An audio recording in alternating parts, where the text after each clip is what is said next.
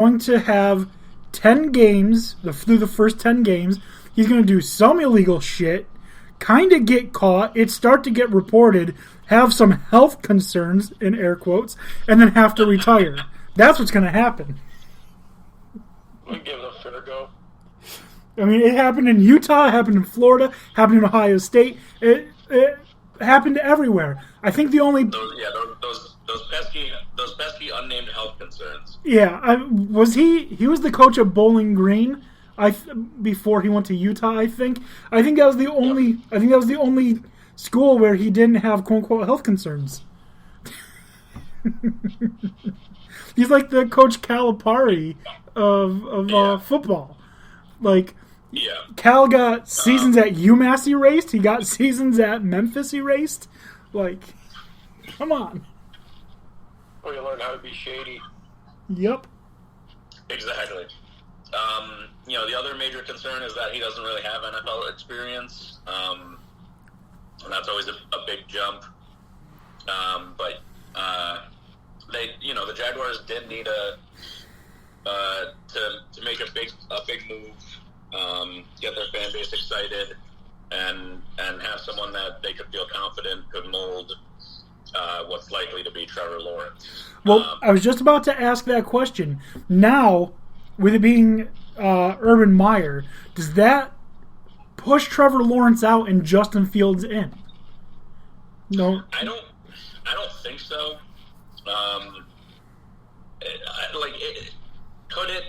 I think it raises the percentage from a 0% chance up to like a 9% chance. I would even say 10% chance that they take anybody other than T-Law.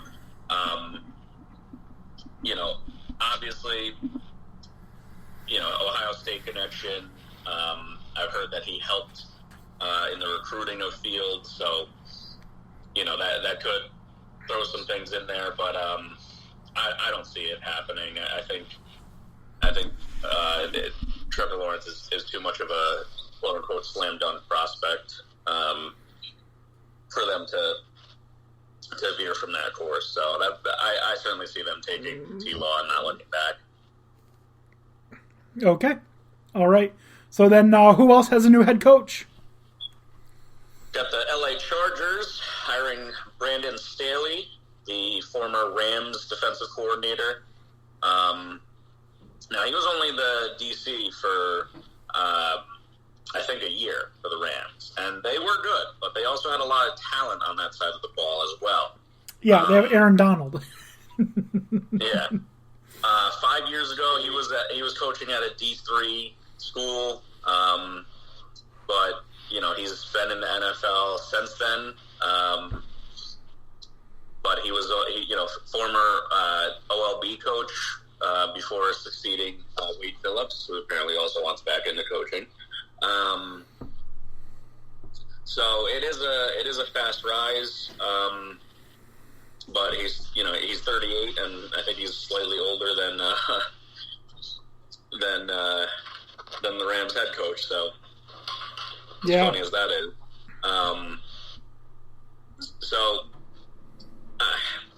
it's a little bit odd of a hire for me because they obviously have Justin Herbert emerging, and you maybe think you want to get a head coach that can really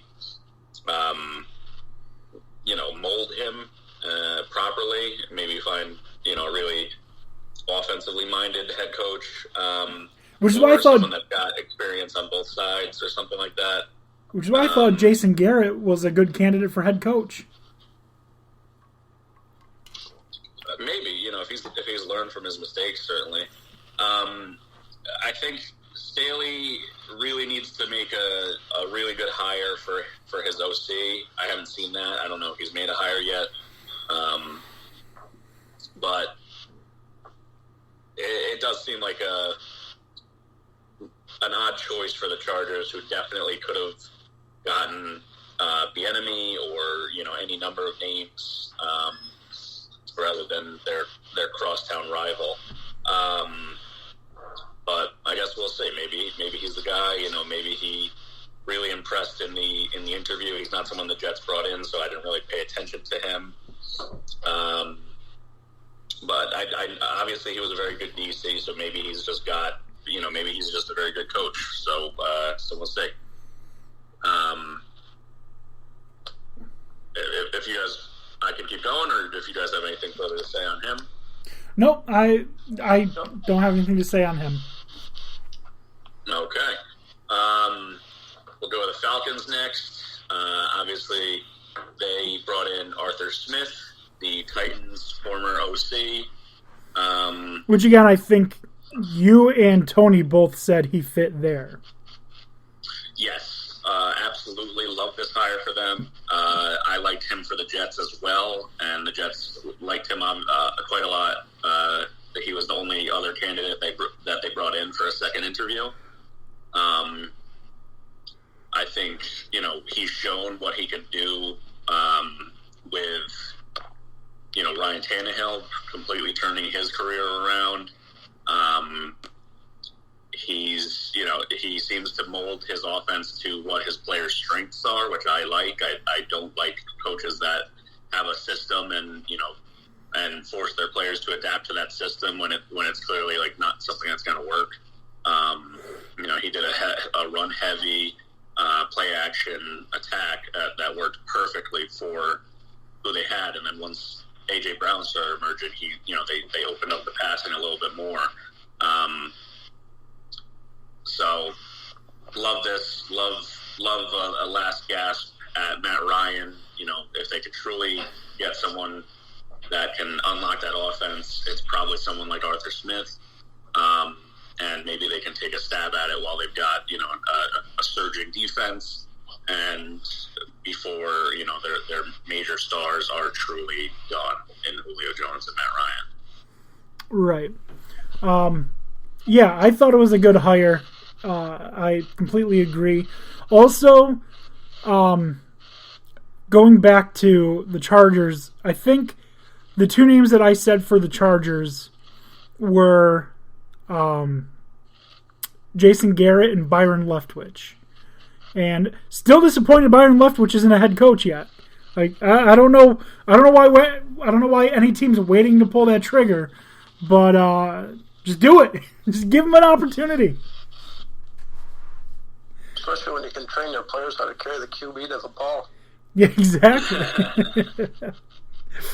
All right. Do we have any more head coaches? Did Detroit hire a head coach?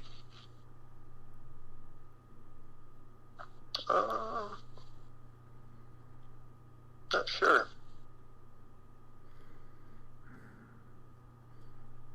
Dano, are you still there? I think we lost him. There he is. I muted myself on accident. Detroit hired Dan Campbell. That's right. That just happened today, didn't it? Yeah. Yep. 11 a.m. this morning is when it broke. He's the former Saints and actually Cowboys and Lions tight end, right? I saw Saints and Dolphins. But Cowboys could be. It's at Saints from 2016 to 2020. And he was the assistant to the head coach and tight end coach. And tight end coach for the Dolphins. He was the former interim head coach for the Dolphins in 2015 after they fired Philbin. So he does have a little bit of head coaching experience. He wasn't bad replacing Philbin, if I recall correctly. Today's Wednesday. He played for the Cowboys. Yes, he played for the Cowboys, the Lions, the Saints, and the Giants. Yes. High energy coach. And, Peyton is a solid coach to certainly learn under, and obviously he was prepping for another shot at a head coaching gig. A little bit non-traditional, he wasn't DC or OC, but I like it for the Lions. He is kind of a up and comer. He's got a good resume, and he went from tight end coach to head coach, which is a crazy jump, and didn't fail completely like most people expected. And then goes under and learns under Sean Payton. So could be pretty good for the Lions. Could be very good for Matt Stafford and Kenny Galladay if they re-sign him. I hope they don't because I want him in the Jets. But All right, and we're welcoming Tony in at this moment. Tony, how are you? Not too bad. That's good to hear. We're just going over the coaching changes and the coaches that have been hired since the last week. Dan O'Shea, were there any more, or were the Lions the last ones? I believe the Lions were the last one. No. I'm glad I missed that, and nothing like finishing at the fucking bottom of the barrel. Now, there is one hire that I'm expecting to happen, and that is the Eagles. I'm expecting them to hire Kellen Moore.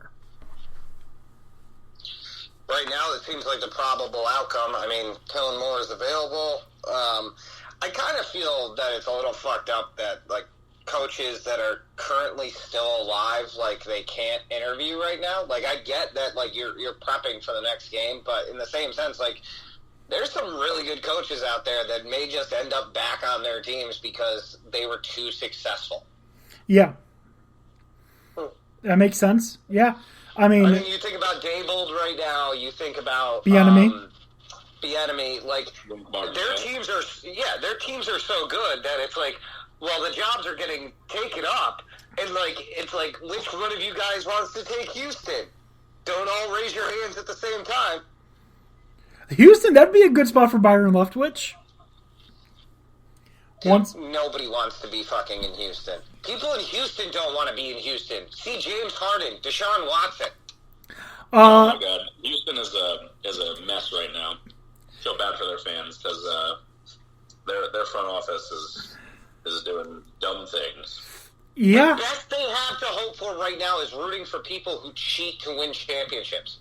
Yep, and they're even losing them. Yeah, Springer went to Toronto. Yep. It feels to me like Bill O'Brien's been the president for the last 4 years. But Bill O'Brien's an idiot. Yeah. I have also seen a bunch of Houston fans who have petitioned the Texans to try and facilitate a Dak for Deshaun trade. If I was Houston, I'd be petitioning them to sell the team again. Yeah, just go defunct. Just give up. All right, we gave it to Tennessee. Oklahoma City seems to want a new team. Yeah, yep. Could Seattle use a second? Well, I don't know. Yeah, they should sell the team, or what I'm hearing rumor is that Watson has basically said that it's him or it's Jack Easterby, their VP. And I read a long article from Sports Illustrated on Easterby that was pretty eye-opening on a lot of what has gone wrong with the Texans, and it's everything. It's tied to him, and it's tied to Bob, and it's tied to a new owner that doesn't know what the hell he's doing. So it was very cool read. Definitely recommend you guys check it out. But Easterby needs to be fired if they want to. By Easter.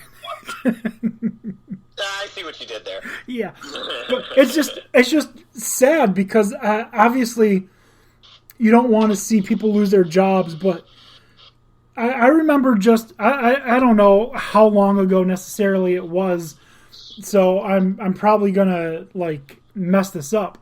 But remember when they had the best defense in the NFL and they were the favorites to go to the Super Bowl? And if Matt Schaub hadn't gotten hurt, and then Matt Leinart have to come in, and then Matt Leinart hadn't gotten hurt, and TJ Yates came in, and still somehow won a playoff game? that the Texans were favored to go to the Super Bowl. What a fall